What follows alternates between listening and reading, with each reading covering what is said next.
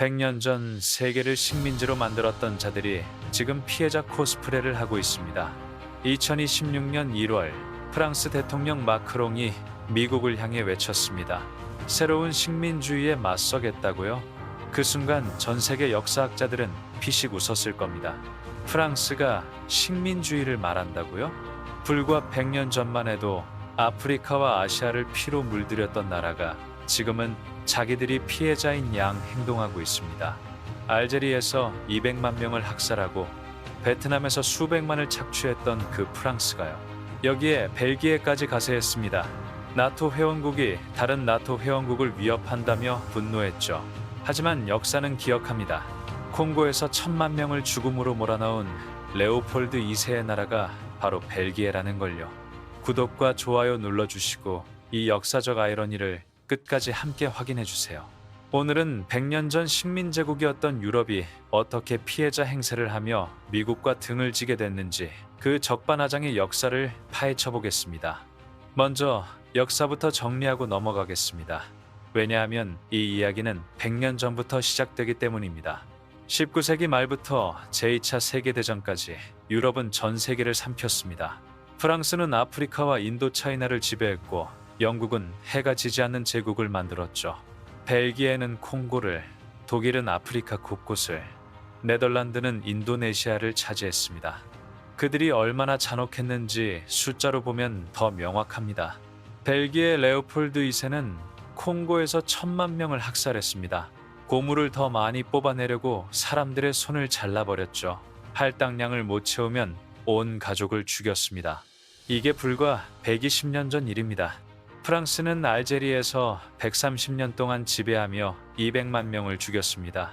1954년부터 1962년까지 독립전쟁 기간만 해도 수십만이 죽었어요. 베트남에서도 마찬가지였죠. 프랑스군은 마을을 불태우고 민간인을 학살했습니다. 영국은 인도에서 4,500만 명을 굶겨 죽였습니다. 곡물을 영국으로 실어 나르면서 인도인들은 굶주렸죠. 케냐에서는 독립운동가들을 수용소에 가두고 고문했습니다. 1950년대 일입니다.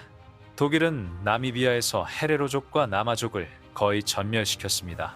1904년부터 1908년까지 7만 명을 죽였어요. 이건 20세기 최초의 집단 학살로 기록됩니다. 이것이 유럽이 만든 식민주의의 진짜 얼굴입니다. 수억 명을 착취하고 수천만을 죽이고 대륙 전체의 자원을 빼앗아갔죠. 그런데 지금 이 나라들이 미국을 향해 새로운 식민주의라고 외칩니다. 웃기지 않나요? 다보스에서 마크롱은 당당하게 말했습니다. 우리는 폭력배에게 굴복하지 않는다고요. 하지만 역사는 질문합니다. 알제리 사람들에게 폭력배는 누구였습니까? 베트남 사람들에게 식민주의자는 누구였습니까? 벨기에 총리는 더 황당합니다. 너무 많은 금지선이 침범당했다며 분노했죠. 그런데 콩고에서 손을 잘라낸 건 금지선이 아니었나요? 1000만 명을 죽인 건 침범이 아니었나요? 더 아이러니한 건 이겁니다. 유럽은 식민지를 포기하지 않았어요. 형태만 바꿨을 뿐입니다. 프랑스는 지금도 아프리카 14개 나라의 화폐를 관리합니다. 세파 프랑이라는 화폐죠.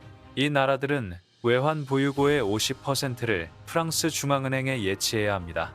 사실상 경제 주권을 포기한 겁니다. 프랑스군은 아직도 아프리카에 주둔하고 있습니다. 지부티, 세네갈, 가봉 등의 군사기지를 두고 있죠.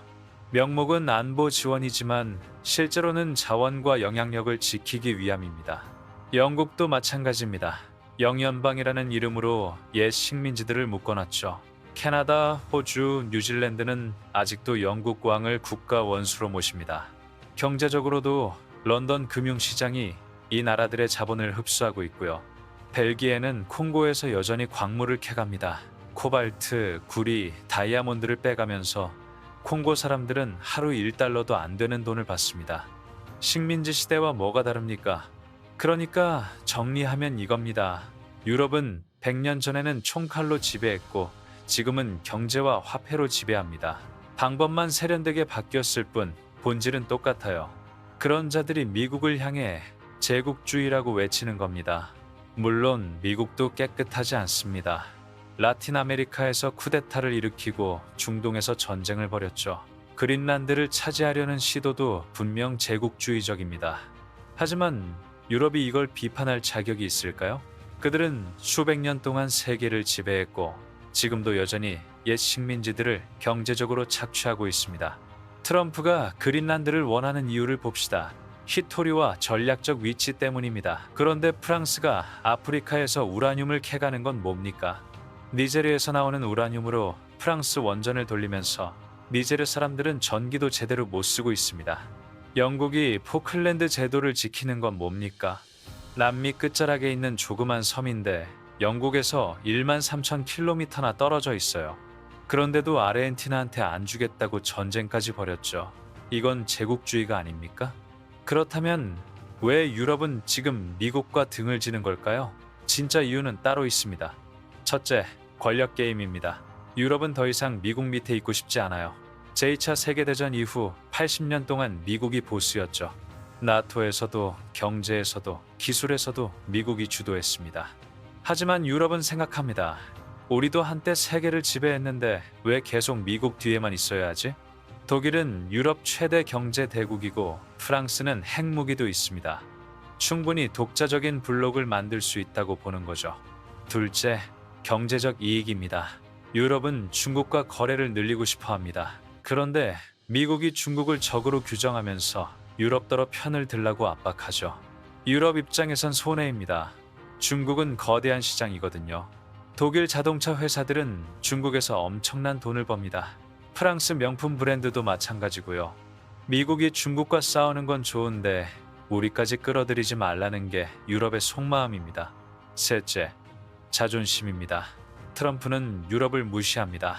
나토를 구식이라고 불렀고 유럽 지도자들을 무임승차자라고 했죠. 마크롱한테 보낸 개인 문자까지 공개하면서 망신을 주었습니다.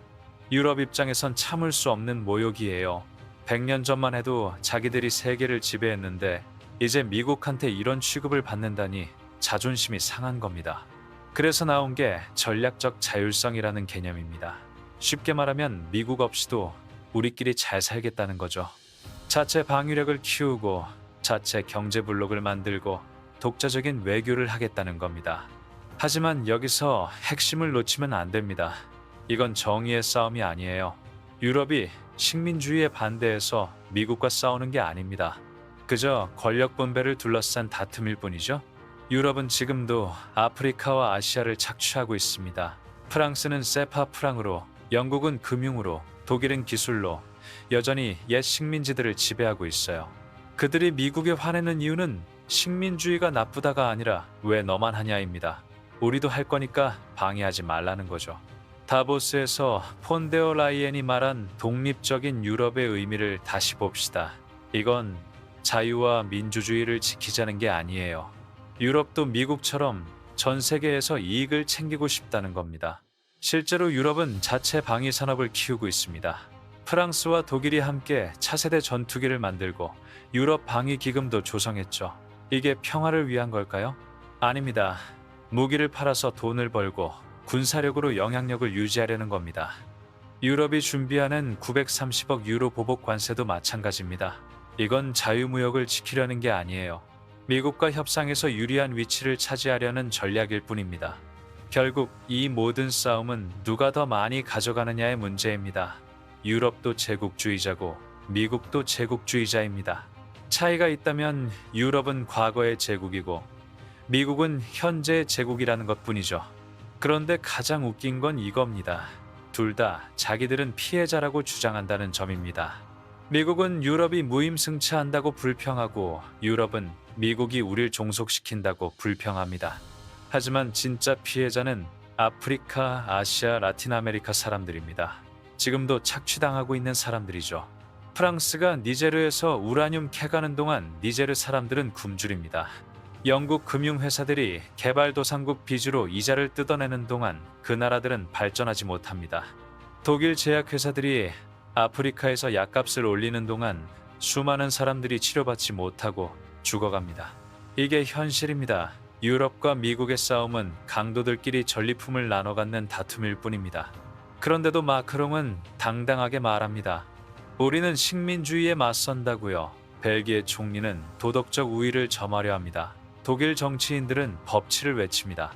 적반하장이란 말이 이럴 때 쓰는 겁니다. 그렇다면 이 적반하장의 역사극이 우리에게 주는 메시지는 무엇일까요? 먼저 명확히 해야 할 게 있습니다. 이 싸움에서 선한 쪽은 없습니다. 유럽도 나쁘고 미국도 나쁩니다. 둘 다 제국주의자들이에요. 유럽은 100년 동안 세계를 착취했고 미국은 지난 80년 동안 세계를 주무르고 있습니다. 지금의 갈등은 늙은 제국과 젊은 제국의 권력 다툼일 뿐이죠. 하지만 이들이 싸우는 동안 진짜 피해자들은 계속 고통받습니다. 아프리카에서는 지금도 어린아이들이 코발트 광산에서 일합니다. 유럽과 미국의 전기차 배터리를 만들기 위해서죠. 하루 1달러도 못 받으면서 목숨을 걸고 일합니다. 아시아에서는 수많은 노동자들이 최저임금도 못 받으면서 우리가 쓸 옷과 신발을 만듭니다. 유럽과 미국 브랜드 제품들이죠. 라틴 아메리카에서는 원주민들이 쫓겨나고 있습니다. 유럽과 미국 기업들이 광산과 농장을 만들기 위해서입니다. 이게 진짜 식민주의입니다. 마크롱이 다보스에서 외친 새로운 식민주의가 아니에요. 100년 전부터 지금까지 계속되는 바로 그 식민주의입니다. 그럼 이 상황이 우리 삶에는 어떤 영향을 줄까요? 경제부터 봅시다. 유럽과 미국이 관세 전쟁을 벌이면 우리나라는 어부지리를 노릴 수도 있습니다. 양쪽 모두의 물건을 팔 수 있으니까요. 하지만 위험도 큽니다. 둘 중 하나를 선택하라는 압박을 받을 수 있거든요. 반도체, 배터리, 자동차 같은 산업은 특히 조심해야 합니다. 유럽과 미국 모두 이 분야에서 자급자족하려고 하고 있어요. 우리 제품이 설 자리가 좁아질 수 있다는 뜻입니다. 안보도 문제입니다. 나토가 약해지면 전 세계 질서가 흔들립니다. 중국은 대만을 더 압박할 거고 러시아는 우크라이나를 넘어 다른 나라들까지 위협할 겁니다. 북한도 이 틈을 이용할 가능성이 크죠. 투자 측면에서 보면 변동성이 커질 겁니다. 유럽 주식이나 미국 주식 모두 정치적 리스크가 커졌어요. 안전자산인 금에 관심을 가질 시점입니다. 그렇다면 우리는 뉴스를 볼 때 어떤 시각을 가져야 할까요? 첫째, 누구 편도 들지 마세요. 유럽이든 미국이든 둘 다 자기 이익만 챙깁니다. 언론이 한쪽을 선으로 다른 쪽을 악으로 그리면 조심해야 해요. 둘째, 역사를 기억하세요. 유럽이 도덕적 우위를 주장하면 그들의 식민지 역사를 떠올리세요. 미국이 자유와 민주주의를 말하면 라틴 아메리카에서 뭘 했는지 생각해 보세요.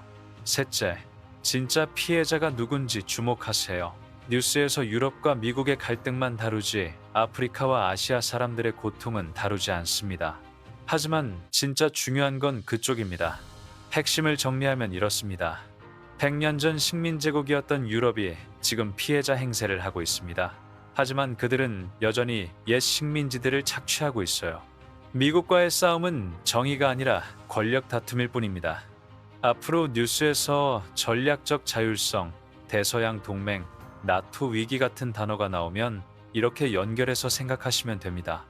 이건 강도들끼리 전리품을 나눠 갖는 싸움이구나. 진짜 피해자는 제3세계 사람들이구나.